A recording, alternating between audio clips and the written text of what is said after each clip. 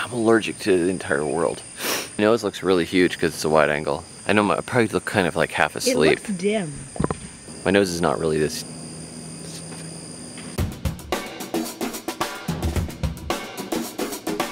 Welcome back. Back at the end of 2020, we moved to this property. Today is someday in June, near the end of June, somewhere around the solstice. Maybe a little. What date is it? It's the 23rd. Today is the 23rd of June, 2 days after the solstice. And I figured, hey, before it reaches over 100 degrees, let's do a garden tour and we'll just run and gun and walk through the garden and I'll show you what's going on. First of all, starting with this. I plant a lot of my gardens as demonstrations as well as for food. This is our tropical garden demonstration. Right here we have our cassavas. Cassavas spaced wide enough that they should be able to be happy. We mounded the ground up because it's a little hard underneath, so they have space for the roots to grow. And we have multiple different varieties of cassava. I got some from Josh Jameson at Cody Cove Farm.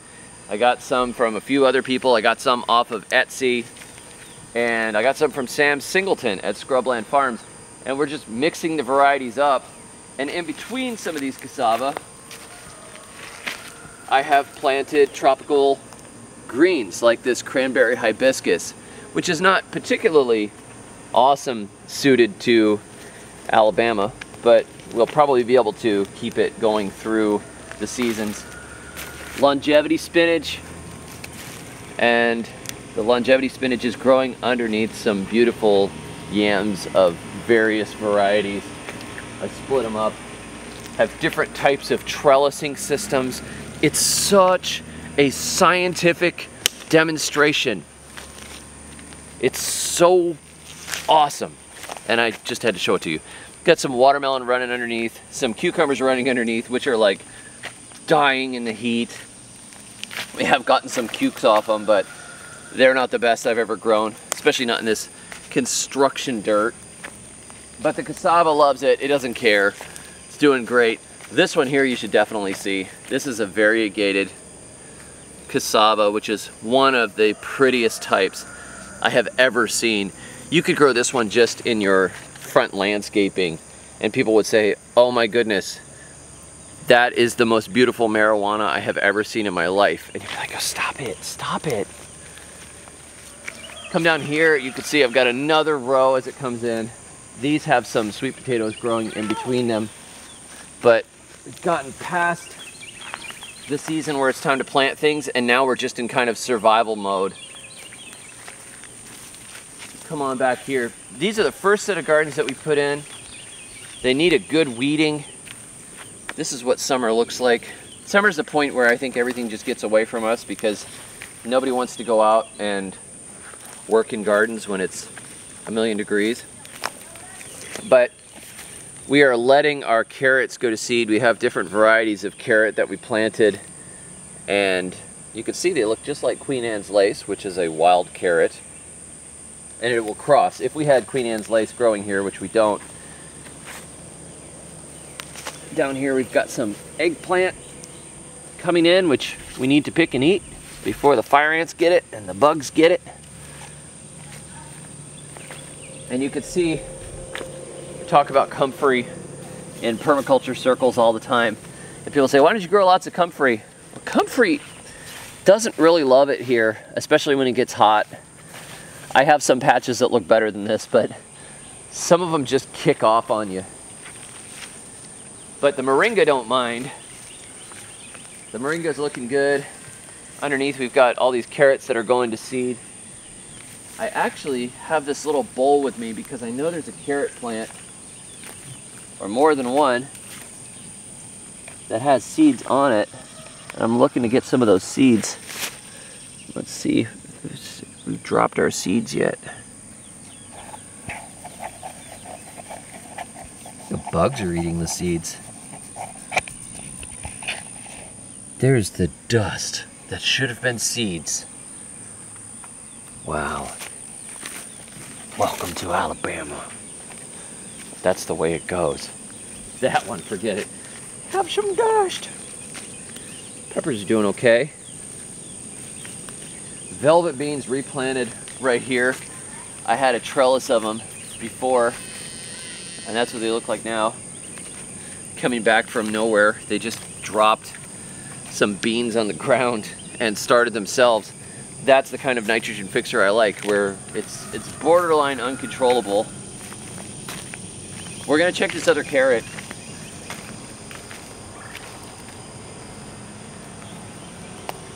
Look at this. It started to make seeds. I thought these things were making seeds, but nothing happened. Where are my seeds? I should have a bazillion carrot seeds. We have no carrot seeds. Maybe it's too hot for them to even pollinate. We've had a heat index over 100 every day. It's been in the mid 90s actual temperatures, which is pretty rough. Let's go wander into the corn. Oh, on the way, let me show you something. This is one of the ways you can grow yams, true yams. If you don't want to have to dig it later, just get yourself a big pot. Plant your piece of yam down in the pot. It'll start to fill this pot up. Put it alongside a tree, and I ran a little piece of the vine up over this old vine that was hanging on the tree that had a string on it. And now it's climbing up there and it's putting all its leaves out. And it will happily make a root inside of this pot. And all I have to do when I want to harvest it, when this vine grows back, is to just tip the pot out and take the yam. And the yam will be produced right in there. And I've seen them where they'll fill the entire pot. Maribou Thomas, some years ago, posted a yam video where he just tipped this big pot out. I think he actually had to cut the pot to get it out because it filled. I don't want to do that because that's a nice pot. I spent $4 on that pot. Hey, you're gonna be on YouTube? Here, take a stick and do something funny. Come on, Tuck would do something fun. That's fun. Give me the stick. This is the corn patch, which got some water yesterday. I did this experiment this year where I let a bunch of stuff grow and I just cut notches into the ground so I could do kind of a no-till corn thing. But it really soaked up a lot of fertility, and the corn has never looked completely as rich and green.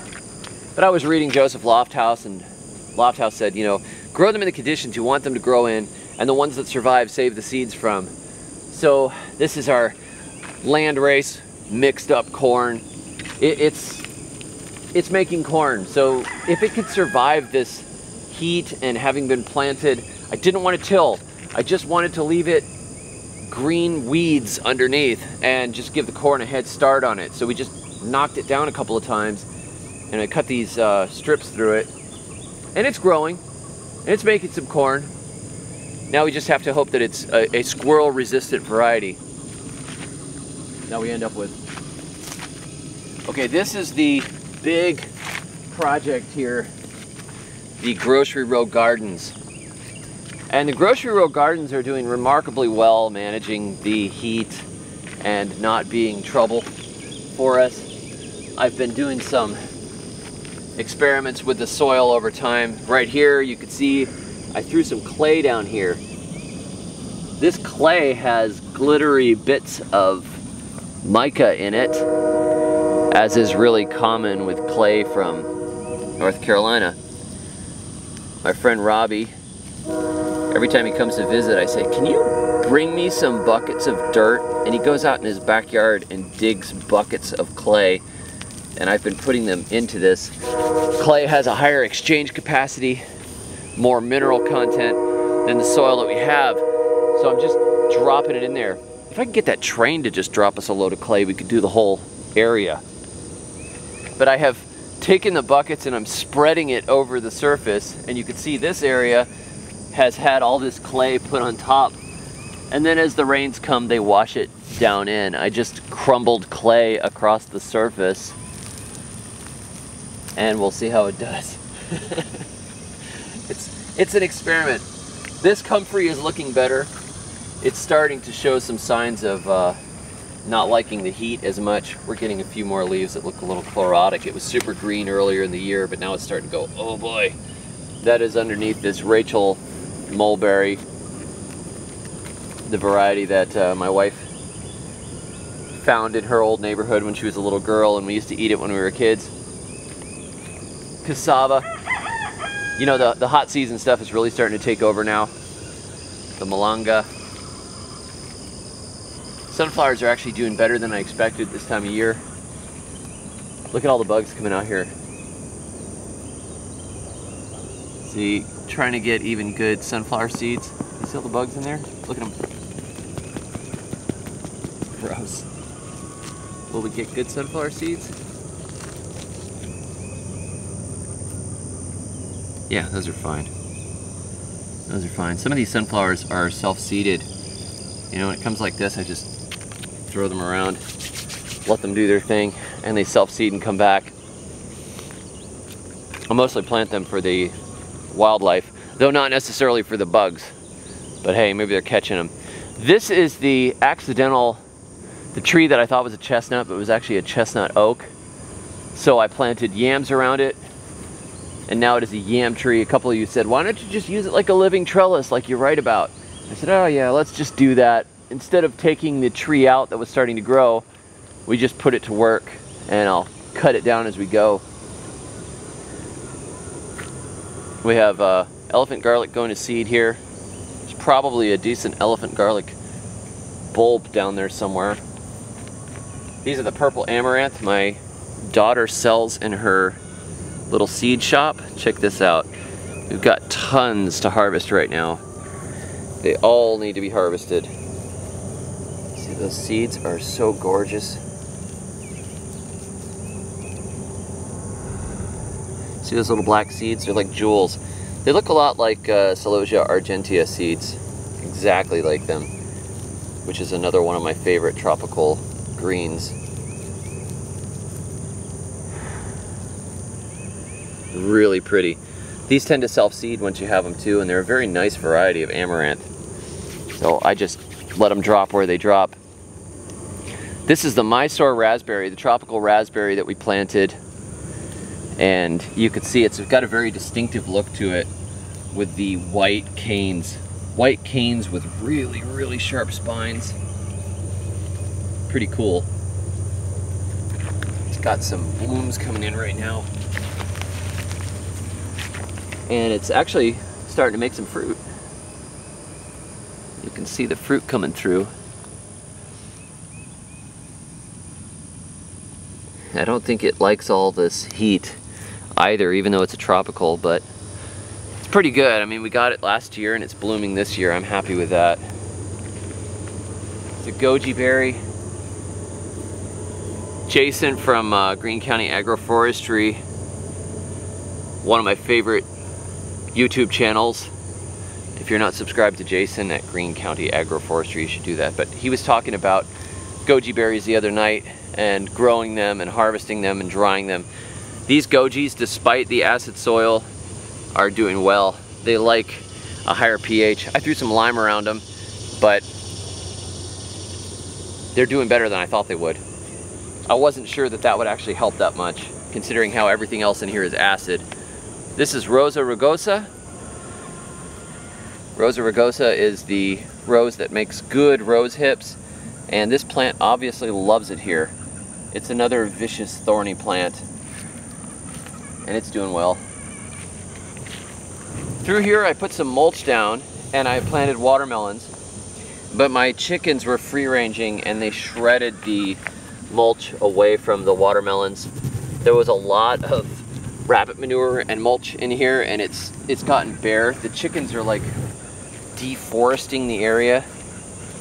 More mulberries, another little fig, a cassava, a very sad looking cherry, which has not done well at all here. It's an experiment. Cassava. Beautiful little chestnut down here at the end. This is a seedling chestnut. I got seeds from a large chestnut variety and started some of them. This is one of my little babies. growing next to these elephant ears. And as we continue,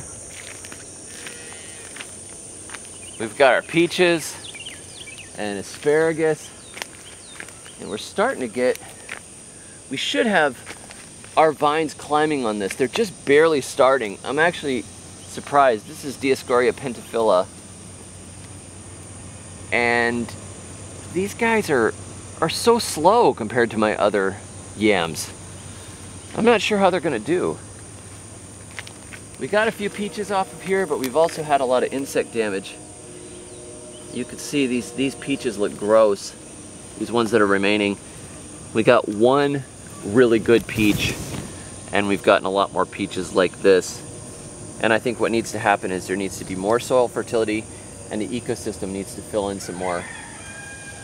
I also am going to cut this peach tree down to below head height to make it bush out more. This is the time of year to do that, to prune. Some of this corn here, it's a little chlorotic, but it's still making ears, so we'll see how that works. There's a little bit of that railroad vine. I didn't plant that, but it's really pretty. This is my favorite type of bindweed. Little native wildflower. Very delicate, pretty thing. People grow them on purpose and trellis them up around their porches, etc. Apple, bent sideways. It's being trained to go sideways rather than vertically. We cut the center out and it's going to the edges, which is kind of a cool experiment. This is our most successful of figs. It has done really well. This was just a little fig that we planted last year, and it has exploded into growth despite taking some freeze damage and losing the top of it. You can see where it was before. It's put on easily 4 foot of growth this year, and it's starting to make its first figs.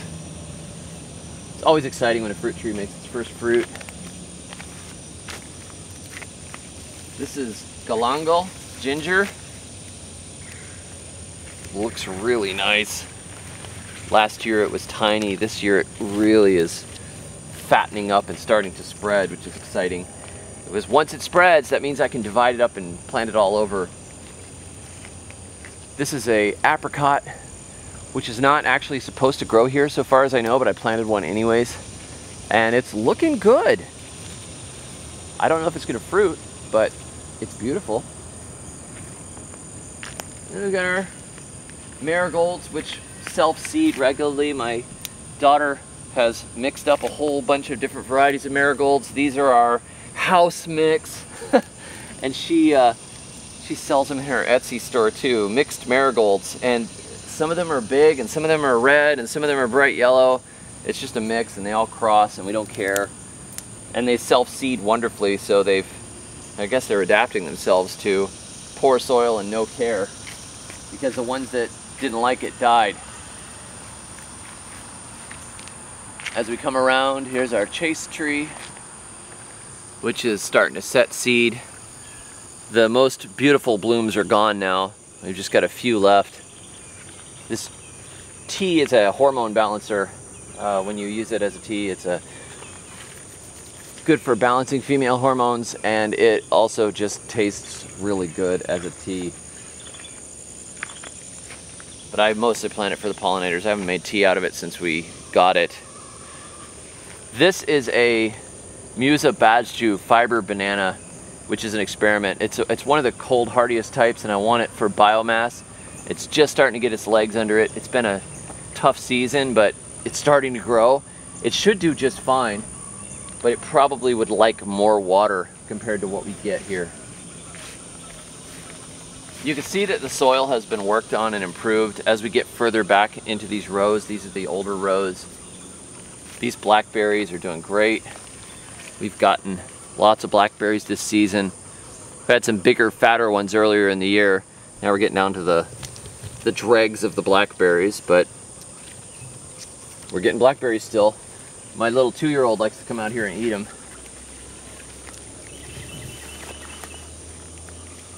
These areas here had a cover crop of clover and winter rye on them, which has died down and left a mulch. And I haven't done anything to it. I haven't mulched over it. I haven't found something that would work as a replant through the summer that I care to plant. But when fall comes in a few months, I'll replant them with a cover crop again. Here I've got some Everglades tomatoes, which self-seeded. They come back again and again and again. If you don't grow Everglades tomatoes, they are your fail-safe tomatoes through the heat, and in bad soil conditions, just about anywhere you plant them, they thrive.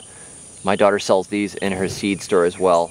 I guess I'll put a link to it below since I've mentioned it about 3 times, but my daughter's seed company kind of works in tandem with my grocery rows and everything else, because she can come out and harvest and plant things in here that she can later put up in her seed store.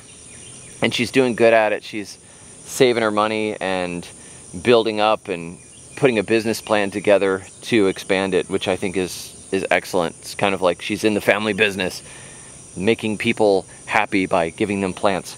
I've got a couple of these snake gourds growing down here, which are they're the same as bottle gourds, except they're a variety, Cacuzza from Italy, that makes really long summer squash-like fruits that taste better than some other summer squashes I could name. It's time to get out here with a machete and clean up some of these cannas. These guys are my biomass cannas. You can see even in the heat, they don't look as pretty as they did earlier in the year. It's a rough season, but these guys get cut down again and again and again, and I feed them to the fruit trees in between, like this apple right here. And again, all these are going to get cut down. I don't want apples to get up 8 feet, 10 feet, 12 feet. That's no good. Got persimmons here. We had some bug damage earlier in the year. There were beetles all over it. I smashed a few of them, ignored the rest, and it doesn't matter. They're growing back and doing just fine. I find that intervention is usually not necessary. I don't mind a little bit of bug damage. Makes the plant stronger, and it's telling me that we need more species and we need more micronutrients, and I just watch and see how's the plant going to deal with it. And I gave this plant a little bit of food, and it's growing a new flush of growth, and these old leaves are a bit chewed up, but I'm not that worried. I would rather not bother with spraying, and I just don't care that much. I plant a zillion things and I don't want to work at it. More blackberries. This is Mexican tree spinach, which returned from the ground. So if you wondered if Mexican tree spinach, chaya is the other name for it, C-H-A-Y-A. If you wondered if you can grow it in lower Alabama or in zone 8, well, you can. Put a little mulch around the bottom and it grows back. It is a highly nutritious green from the tropics, which just needs to be cooked in order to be enjoyed because it has cyanide in the leaves. Very exciting. Got another apple right here. More blackberries. A lot more blackberries right here. We actually need to send the 2-year-old out to pick now. These are all thornless selections from the University of Arkansas. Despite the leaves looking all ripped up and sad, you know, the older canes are the ones that make the fruit, and they basically are just sacrificing themselves to make fruit, like a good mother. And then you can see the new growth here, which looks all vibrant and happy. This is where we'll get fruit next year. And then we've got a little yacon growing underneath it. The yacon is scattered through the gardens. It hasn't been a great producer for me. It's one of those lost crops of the Andes. It grows well, but it hasn't set a lot of roots. I dug some up last year and I was rather disappointed. It wasn't enough to be worth digging up. So I just broke them up and replanted them here and there to let them try different spots.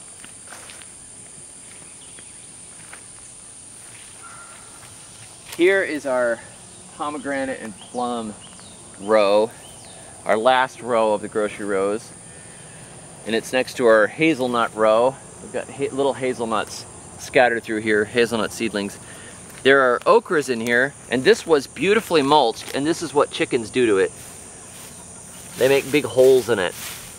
So, you want yellow yolks in your eggs, or do you want nice gardens? It's the endless fight between chickens and gardens. And this was so nicely covered and looked so pretty. Chickens. Chickens are great destroyers of mulch beds. And I could chase them out of here 100 times and they come back. They always come back and they tear through and then they uproot. I had little seedlings through here. They'll just knock the seedlings all over and sometimes eat them. So this beautifully mulched bed, supposed to be no-till. Those chickens are dirty, rotten tillers is what they are. Here I am trying to be responsible with the earth and the thin skin of nature which she wishes to preserve her modesty by, with tender tendrils of mycelium and a vibrant community of bacteria. And what do the chickens do? I hate nature! I will eat nature's skin! Terrible, horrible creatures. This is a plum, which is really happy, obviously suited to the area. It's gorgeous, it's bigger than me. It's like the Nephilim of plums. Massive. That is a good looking tree. One of the things I like to do is just plant a whole bunch of different species and then figure out which ones like my area. This is a seedling plum. I don't even know how a seedling ended up in here, but that is definitely a plum. So I guess you can stay next to this pomegranate. You guys can have a cage match. It's not like either of them can move. They've just got to fight it out. Pomegranate versus plum. Dioscorea bulbifera. This is the dreaded air potato, but this is an edible variety. And it is climbing right here. I got 2 of these. One of them I planted here. The other one I gave to Sam. And it's like the 2 halves of a locket. Sam and I are very close. But that makes this weird, gnarly looking bulb thing. And hopefully it will make some of those so I have more to reproduce. Moringa is doing great. See, as it gets hot and nasty, all my tropical stuff is like, this is great, and everything else goes, forget it, I'm done. Why did you plant me in Alabama? Moringa doesn't care. The moringa looks great until it gets cold, and then it dies back and says, why did you plant me in Alabama?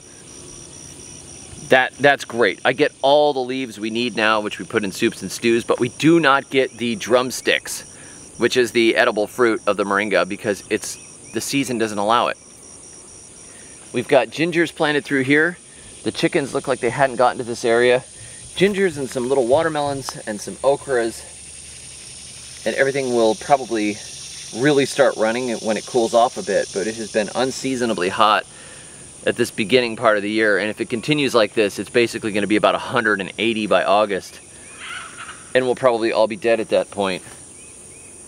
But this bed has been fed very well. It's got lots of rabbit manure in it, and some lime, and some kelp meal. So the plants are green, but they're not quite able to really push growth like I would like, because it would be better if it was about 15 degrees cooler during the day. About ideal photosynthesizing temperatures. This is an incredibly invasive plant. This is the Chinese yam. This is your cold hardy yam. This will grow into zone 5, maybe even into zone 4. And it makes these little bulbils, which are edible. Eric Tonesmeyer calls them yam berries. You can fill up a little bowl full of these and put some butter and salt on them and roast them. And they're good to eat, but they also make a big edible yam beneath the surface, which is the only yam, incidentally, that you can eat raw. And I planted these last year, so this year they're really heavily making bulbils compared to last year. Really thick. They love this area, and I have noticed some volunteers here and there around the land, so they'll probably be here for the next 200-300 years, I would assume. This is my swamp water right here, and I had a video on it that really took off, and what I realized I didn't say in it is the dilution rates. So I have to do a video on dilution rates, so stay tuned. Sometimes you can use it at full strength on certain plants depending on how strong the first batch is, but it's all complicated. I would thin it out first if you're using it for the first time, like thin it 10:1 and see if it makes a good effect on the plants. And if it has a good effect, or if it has no effect, you know, you get an idea, do I need to make it stronger or not? Sugarcane right through here. Danny and Wanda at Deep South Homestead gave me this, and it looks pretty happy. And we're coming to the remains of these gardens here, where the beautiful Roma tomatoes that we so carefully put in and staked up are being destroyed.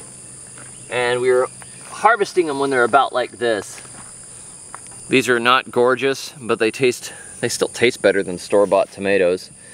But we harvest them when they're like this because if they sit on any longer, they rot. So let's see if I could show you what that looks like. This is what they look like if we try to let them vine ripen. They turn into a rotten mess because the insects get on them and wreck them.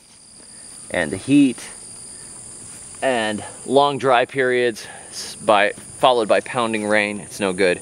In between them I planted some Name yams, which will do better at this time of year anyways. These beans back here are about done. These were typical row beans. Looks like we could give them one more picking or just save them for seeds. But we have beans of all different varieties back here. I just got about 4 or 5 different types and colors and mixed them up.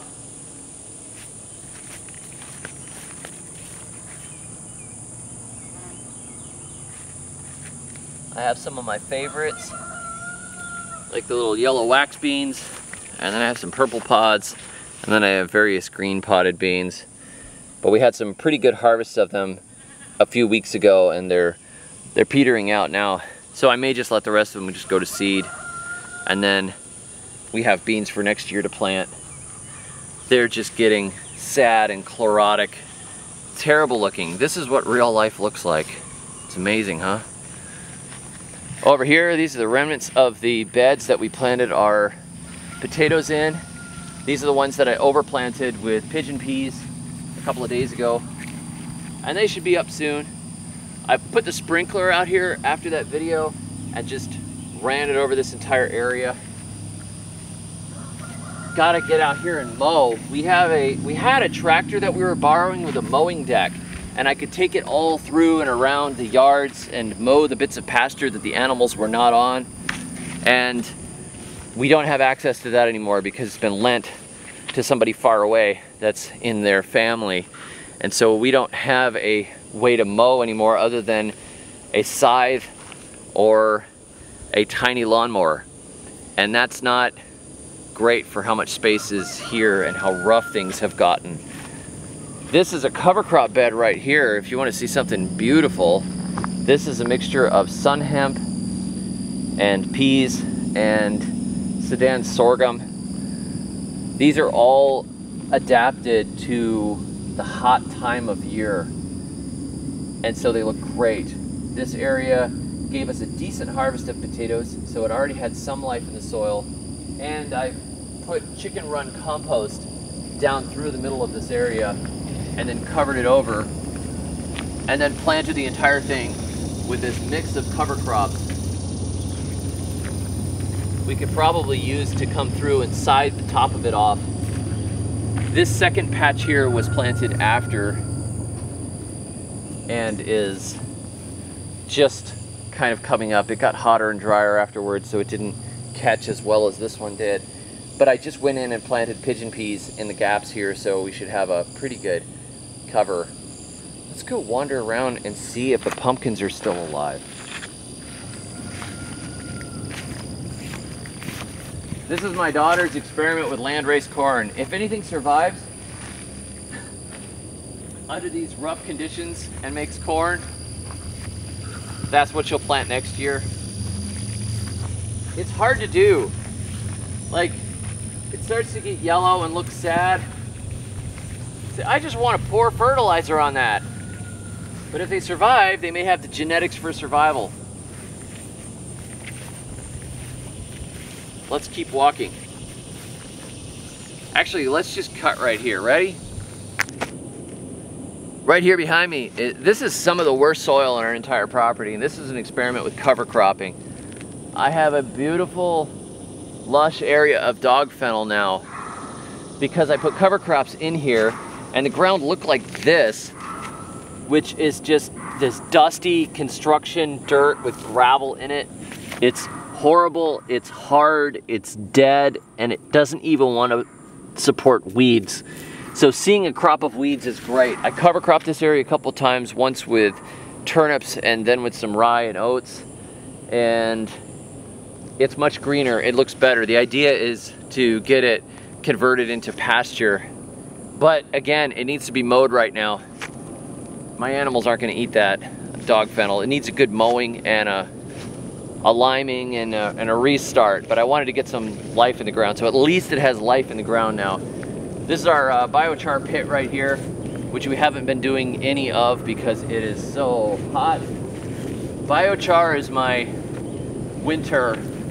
fall, winter, and spring activity, not at this time of year. This is the boat from our music video. I try to keep a smile on my face. If you've seen that music video, we're sitting on this boat and we shot it so it looks like we're on the water. But we weren't. We were on this dead boat. This poor thing. Rest in peace, boat. Cool thing about Alabama, you can rent properties that already have stuff installed on them, like rotten cars and old appliances. That is something that you're not gonna get in your like prissy Yankee states. Down here, it's like, you don't even have to necessarily put your own car up on blocks. There will already be one there for you, and often you end up with a hound dog as well. Just like, whew. This is the area that got sprayed. Roundup, it was covered in Kogan grass. A few people said, you sprayed it, you liar, you're the one that sprayed. Who cares who sprayed it? I didn't spray it, but it doesn't matter. It got sprayed, and it killed the Kogan grass off, which is probably a good thing, even though the spraying is a bad thing, so I don't know. We planted our pumpkins in here to let them intercross, and this has been a horrible year. Absolutely abysmal year for pumpkins. Let me show you. Last year we had pumpkins that were this big, which I planted in the area which is now my potato patch, and where the beans are, I think is actually where I had the pumpkins. These pumpkins should be like this big, and we had a pile of them, like 400 pounds of various pumpkins. This year, every pumpkin has died. It's like there's an energy beam killing everything. These are the worst running vines. I mean, these things should not have died by now. Everything's killing them. And, you know, even the ones that I planted in better soil back in the gardens, because I wanted to preserve the genetics, are dying. They've got good soil, micronutrients and care and water, and they still are rotting and dying. Bad year for pumpkins. Don't put all your eggs in one basket. This should have done great. And they really started running earlier in the year, and then everything just dies. Crazy. The heat and the rain and the drought, back and forth, and then the bugs come in and take over. There's one over here that looks like it's still doing pretty good. Maybe it's because it's getting a little shade. This area was supposed to be full of pumpkins by now. These vines should have run 20 or 30 feet. Instead, they're just struggling along. They're not making it.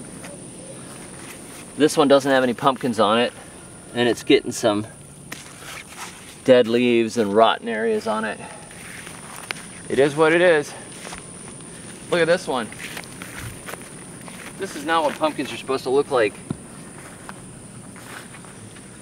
That's ridiculous. It's trying to make one baby before it dies. That's the way it goes sometimes. Boy, this is depressing. Let's go back into the nice gardens. Here is where I planted the yams. This is much more encouraging. And I want to say something about that area over there that got sprayed. It's not because there's herbicide residue in the ground, because it was Roundup that was sprayed over there. You could plant plants after Roundup and the plants live. It doesn't mean that you're not getting poisoned by residual glyphosate residues. You probably are, but the weeds are growing back just fine. It's just the pumpkins that hate it, despite my hard work and throwing guts at trees, etc. It's one of those years, I guess. I mean, look at it right here. These pumpkins are rotting, covered with bugs. The vines have died already, and these are Seminole pumpkins, one of the toughest varieties. Bad year for pumpkins. But we've still got yams, and that's why we have backups and backups. Just because I made 400 pounds of pumpkins easily last year in a much smaller space doesn't mean that pumpkins are going to do great the next year. Yams are doing fine. Cassava's doing fine. The corn is making corn. We got some potatoes. We should have some sweet potatoes later. These yams are just like our kind of our fail-safe. I've never had yams just completely die out on me. Usually we at least get something, and having all these backup systems and everything is great. And you can see, compared to what we started with in these gardens and the sandy, miserable backyard with hard ground, gravelly soil, a soil test that showed that it was basically impossible to support vegetable life without huge work. We did the work, we're growing the food, and every year the soil is getting a little bit better, and we should have less disease problems and less issues over time. And we're discovering which crops are the ones that are consistent producers for us and do well every year, and which ones are not. Plant a huge variety, plant all kinds of different things, get all of your different calorie crops in the ground, anything that you can manage to plant and grow and experiment with, even if you do little patches of all kinds of different things. And then look and see which things survived this year, which things did awesome, which things did terribly. Try planting again the next year, see if it was a fluke year. We've got a fluke year for pumpkins. Normally, I'm the king of pumpkins. It's amazing. And they're everywhere, just massive pumpkins, huge pumpkins. But this year, no. Nope, not gonna do it. But yams are doing fine, cassava's doing fine. I've got tons of herbs coming out of the garden, tons of Everglades tomatoes, lots and lots of amaranth. We had plenty of greens. We've had cucumbers for the pickling. And now the season's getting really hot, and it gets to the point where you feel like, oh, the whole garden is giving up and terrible, and I can't work outside. It's 106. It's supposed to be 106 this afternoon. We'll see. It's already feeling like we're in a sauna, and it's early morning. But you look at all these things, and you can't let it discourage you.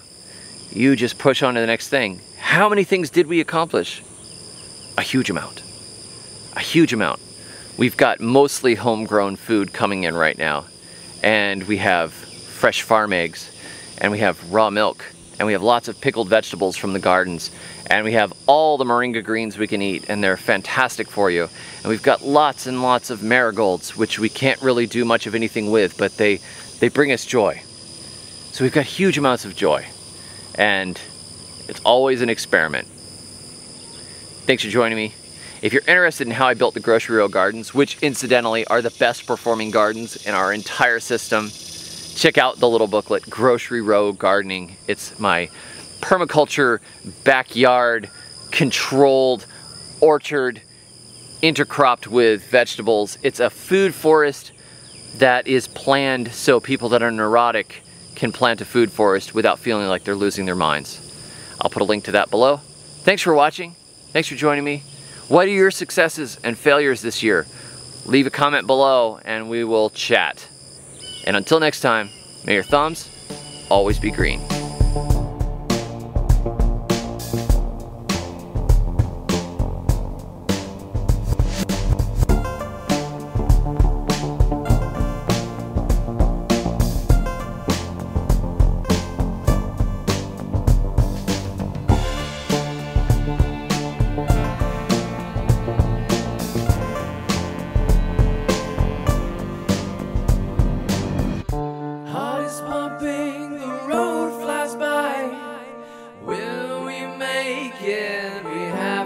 Try.